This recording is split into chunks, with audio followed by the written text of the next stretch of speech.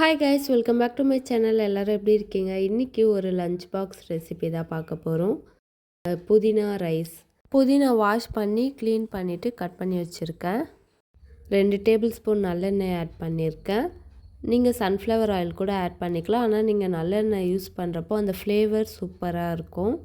எண்ணெய் சூடானதுக்கப்புறம் 1 table spoon உளுந்து எடுத்திருக்கேன், அதையும் ஆட் பண்ணியிருக்கேன்.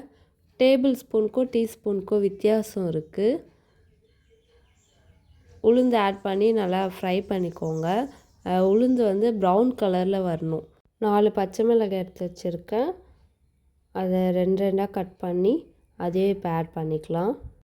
புதினா 3 கட்டு எடுத்திருக்கேன். அதுக்கு தேவையான அளவு பார்த்திங்கன்னா 4 பச்சை மிளகாய் எடுத்திருக்கேன், 1 கொத்து கருவேப்பிலை ஆட் பண்ணியிருக்கேன்.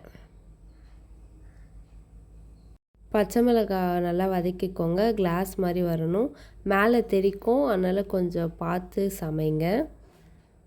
இப்போ 1 கைப்பிடி பூண்டு எடுத்திருக்கேன்.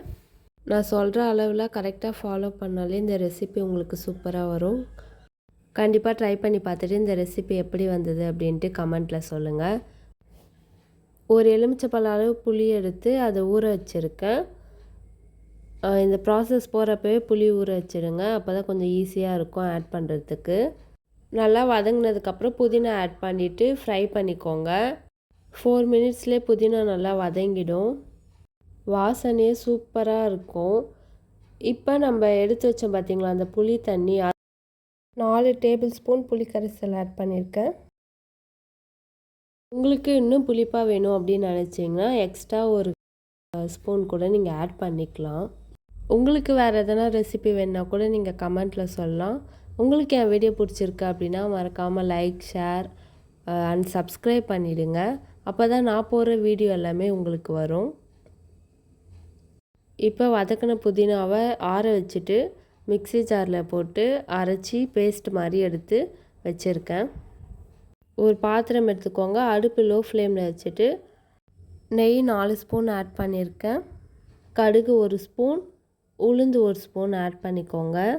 உளுந்து ப்ரௌன் கலரில் வந்ததுக்கப்புறம் முந்திரி ஆட் பண்ணியிருக்கேன். உங்களுக்கு எவ்வளோ வேணுமோ நீங்கள் ஆட் பண்ணிக்கலாம். உங்களுக்கு அதிகமாக வேணும்னா நீங்கள் எக்ஸ்ட்ரா கூட ஆட் பண்ணியிருக்கலாம். முந்திரி லைட்டாக ப்ரௌன் கலர் வந்தால் போதும், அந்த மாதிரி வதக்கிக்கோங்க. நான் ஃபோனில் வாய்ஸ் ரெக்கார்ட் பண்ணுறதுனால பின்னாடி இருக்க சவுண்ட் எல்லாம் கேட்கும், ஸோ அதை பெருசாக எடுத்துக்காதீங்க. பூண்டு கொஞ்சம் எடுத்து சின்ன சின்னதாக சாப் பண்ணி வச்சுருக்கேன், அதையும் இப்போ ஆட் பண்ணிக்கிறேன். கருவேப்பிலை ஆட் பண்ணியிருக்கேன். 1 மீடியம் சைஸ் வெங்காயம் எடுத்து அதையும் சாப் பண்ணிவிட்டு இப்போ ஆட் பண்ணியிருக்கேன். வெங்காயமும் இந்த பூண்டும் சேர்ந்து ஒரு செம்ம ஃப்ளேவர் கொடுக்கும். கண்டிப்பாக வெங்காயத்தை ஆட் பண்ணிக்கோங்க, இந்த ரெசிப்பியில் சூப்பராக இருக்கும். வெங்காயம் நல்லா வதங்கி கிளாஸ் மாதிரி வரணும். அப்போ வரப்போ நம்ம அரைச்சி வச்ச புதினாவை இதில் ஆட் பண்ணிக்கலாம். தேவையான அளவு உப்பு ஆட் பண்ணிக்கோங்க. இதுதான் நம்ம ஃபஸ்ட் டைம் இதில் உப்பு போடுறோம். ரைஸ்க்கும் சேர்த்து உப்பு ஆட் பண்ணிக்கோங்க.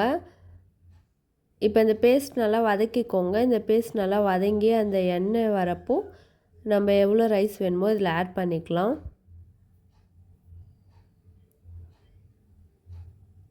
சுட சாதமாக ஆட் பண்ணிங்கன்னா இன்னும் கொஞ்சம் நல்லாயிருக்கும், அந்த ஃப்ளேவர் இறங்கி சூப்பராக இருக்கும். நல்லா மிக்ஸ் பண்ணிவிட்டு ஃபைனலாக நெய் ஆட் பண்ணியிருக்கேன். ட்ரையாக இல்லாமல் இன்னும் கொஞ்சம் நல்லாயிருக்கும், வாசனையாகவும் இருக்குன்றதுக்காக. இந்த ரெசிபி எப்படி இருக்குன்னு கமெண்ட்டில் சொல்லுங்கள். உங்களுக்கு இந்த வீடியோ பிடிச்சிருந்தா மறக்காமல் லைக், ஷேர் அண்ட் கமெண்ட் பண்ணுங்கள். இதை நீங்கள் ஆஃபீஸ் போகிறீங்க இல்லைன்னா ஸ்கூல் போகிறாங்க பிள்ளைங்கன்னா நீங்கள் இது கட்டி கொடுத்து அனுப்பலாம், சூப்பராக இருக்கும். கண்டிப்பாக ட்ரை பண்ணி பாருங்கள். 1 டைம் ட்ரை பண்ணிங்கன்னா நெக்ஸ்ட் நீங்கள் இதை சமைச்சிட்டே இருப்பீங்க.